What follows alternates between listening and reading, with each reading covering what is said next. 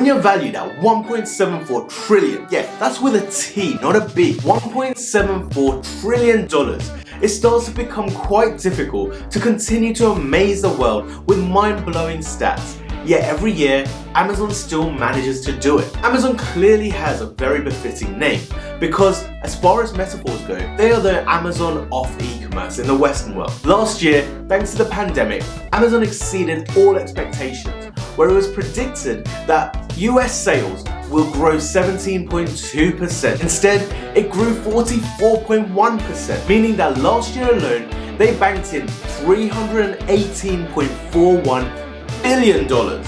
But let's take a trip down memory lane. Remember those good old days where the school holidays would come around and you got to go with your parents down to the nearest shopping mall because it was the spring sales or the summer sales or the Christmas sale, and you were allowed to buy one or two, or if you're lucky, many new items. And remember walking down the high street or mall and seeing the sale signs across every single shop? Well, Amazon decided a few years ago that they're just as big as a high street, and so decided that on a couple of days every single year they would start a sale event that is purely attributed to Amazon Prime deals. Now watch until the end of the video and I'll reveal just how much Amazon was able to bank across this lucrative 2-day event this year. But to give you a taster, the total online sales on one of the largest online shopping events that happens on the Monday after Thanksgiving, Cyber Monday, last year resulted in about $10.9 billion, making it the largest US online shopping day on record. Could Amazon top that? Well,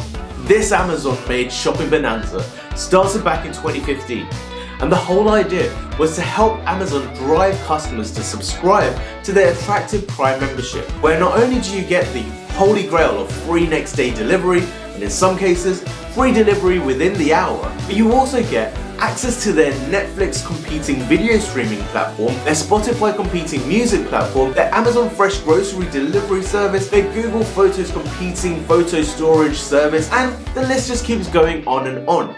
But on top of that, it also gives a great platform to allow Amazon to promote their own products and services, which makes it quite clear how it has now become one of the busiest shopping days of the year. Well, this year, there were a couple of key differences to the idea of Prime Day. First of all, Amazon seemed to have ditched some of their usual messaging, where they would plaster around the world the fact that this would be the largest shopping event in Amazon's history, and instead, it was fairly noticeable that they decided to opt out for a slightly tamer message of 2 biggest days ever. Typically, Amazon does not disclose their total Prime Day sales, but last year, surprisingly, they did reveal that their third-party sellers, you know, all those people usually buying products from China and selling them in America, managed to bring home $3.5 billion, and that typically accounts for about 50% of the sales on Amazon. But it's not just the impact it has on the third-party sellers on Amazon. Since Amazon is one of the largest retailers in the world, this naturally meant that other shops and brands tried to jump on the bandwagon, like Target and Walmart, and hundreds of other retailers. Now on this graph we can see that thanks to Amazon's Prime Day, various other retailers have also managed to see a revenue lift between 14 to 24%, which makes you think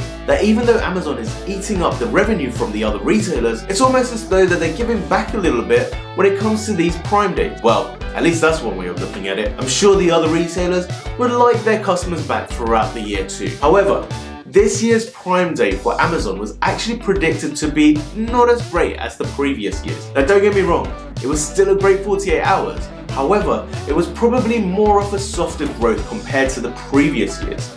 The reason for this is because Prime Day 2021 took place only 8 months after last year's postponed event, which took place in October, where between 2019 and 2020, there was a 15-month period plus the anticipation of getting a deal just before Christmas proved really lucrative to many shoppers. Now, as I mentioned before, Amazon likes to be a little hush-hush about the revenue from Prime Day, but they did disclose that 250 million items were sold, which was a 20% increase from the 175 million items that were sold during Prime Day of 2019.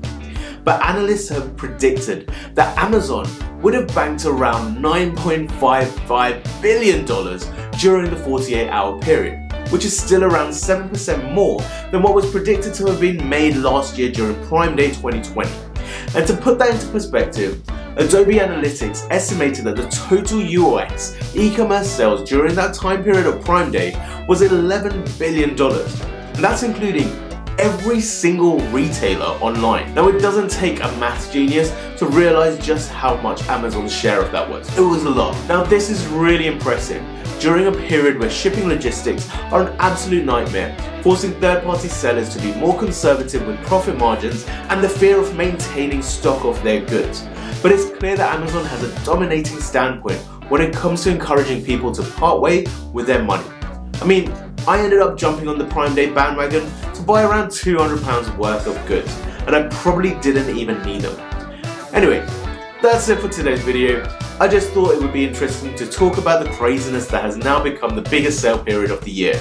Let me know in the comments down below if you snatched up any good discounts during the Prime Day event. But hey, if you've got this far and still listening to me, it will mean a lot to me if you can subscribe to the channel if you haven't already. And as always, remember to like this video, comment down below, and share with your friends and family.